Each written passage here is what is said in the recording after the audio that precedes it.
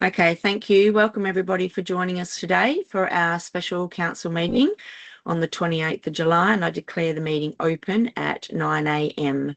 And I'd like to acknowledge the traditional owners of the land in which we meet and pay respects to the elders past, present and emerging. Now, point two, we have record of attendance and where's my little mouse going? Record of attendance, apologies and approved leave of absence.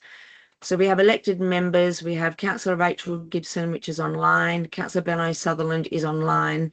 Councillor Robert Miliceski in person. Councillor Bill Auburn. Councillor Helen Burton in person. And Councillor Fine. Officers, we have Nicole O'Neill, Rod McGrath, Paul Spencer and Michelle Grobler. Apologies is Neil, and leave of absence is Councillor Sue Layton. Point three, we have response to previous public questions taken on notice is nil. And point four, public question time, we have no one in the public gallery, so that will be nil. Point five, declarations of interest nil. Point six, applications for leave of absence is nil. Point seven, confirmation of minutes of this meeting nil. Point eight is announcements, reports by elected members is nil. And point nine, announcements by the presiding person. I'd like to just make a small statement to the public, please. And it is that council understands household budgets remain under considerable pressure. Council has therefore been working closely with the Shire administration to develop a disciplined and financially cautious budget that seeks to help keep the rates as low as reasonably possible while continuing to provide the services, facilities and infrastructure our community actually relies upon.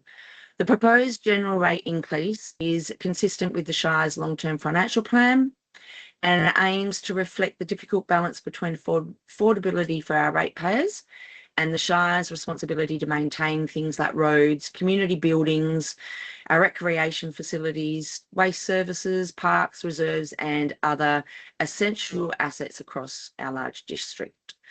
Importantly, the budget proposes no new borrowings. The existing debt will continue to reduce while the Shire's financial reserves are expected to grow. And this actually helps protect the community against financial pressures and allows council to plan responsibly for the renewal of major assets. The proposed capital works program totals approximately 4.9 million and it includes more than 2.1 million for roads, together with investment in pathways, drainage, parks, reserves and airport infrastructure. Planned road works include projects on the different roads we have in our area, which is Jurda Cutup, Southern Ocean, Coonong, Cowell, Aerodrome, Fence, John Forrest, Bedford Harbour and Fitzgerald Road. The budget also provides for improvements that directly support community safety and livability, and supporting local people and community organisations, that remains a strong priority to us. Council has also proposed continuing rate concessions for eligible community organisations that provide important services and facilities within our district. I'd like to thank my fellow councillors, CEO and Shire employees for the significant work involved in preparing this budget. A lot of work and time goes into this. I'd also like to thank those who have provided feedback during the rates consultation process. Our council remains committed to listening to our community and supporting local people and managing the Shire's finances responsibly. So through careful planning and continued advocacy for external funding, we will work together to deliver the best possible outcomes we can while keeping financial burden on our ratepayers as low as possible. So thank you for that. And then very simply we go on to point 10, petitions, deputations, presentations, submissions nil. Point 11, matters arising from committees of council is nil. And then we go on to our reports. Point 12, reports of officers. 12.1, executive services. 12.1.1, adoption of the 2026-2027 budget and notes. Now we just need to slip down to our officer recommendation. And officer recommendation is that council part A, municipal fund budget for 26-27, pursuant to the provisions of section 6.2 of the Local Government Act 1995 and Part 3 of the Local Government Financial Management Regulations 1996, the Council adopt the municipal fund budget as contained in the attachment to this agenda, and the minutes for the Shire of Ravensthorpe for the 26-27 financial year, which includes the following, which is published in the agenda, dot points point 1 to 4. Do we have a mover for that, please? Yep, happy to move it, Rachel. Oh, sorry. Councillor Bill Auburn and seconder Ben O'Sutherland. Thank you. And all in favour? Yep. Yep. All of us. So that's carried 6-0. Thank you. Okay, we go on to then Part B. Part B is general and minimum rates, instalments, payments and arrangements.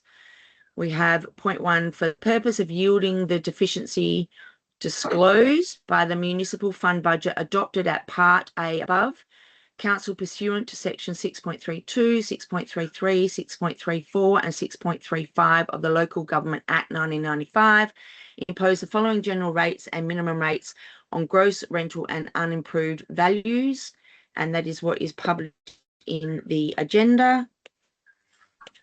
Then point 2 and point 3 and point 4 and point 5 also published in the agenda. Do we have a mover for that, please? Mover, Councillor Fife. Seconder, Councillor Ben O'Sutherland. All in favour? Yep, carried 6-0. Thank you. Okay, we're going to move on to Part C, general fees and charges for 2026-27. Pursuant to section 6.16 of the Local Government Act 1995, Council adopts the fees and charges included with the draft 26-27 budget at attachment 2. Do we have a mover for that, please? Helen Burton. Do we have a seconder, please? Councillor Bill Sutherland. All in favour? Yep, beautiful. 6-0 carried. Thank you. Part D, other statutory fees for 26-27, and they are numbers 1 to 4 as published in the agenda. Do we have a move for that, please? I'll move that. Councillor Gibson. A seconder? Yep. Who's that? Councillor, I'll go Fife. Thank you.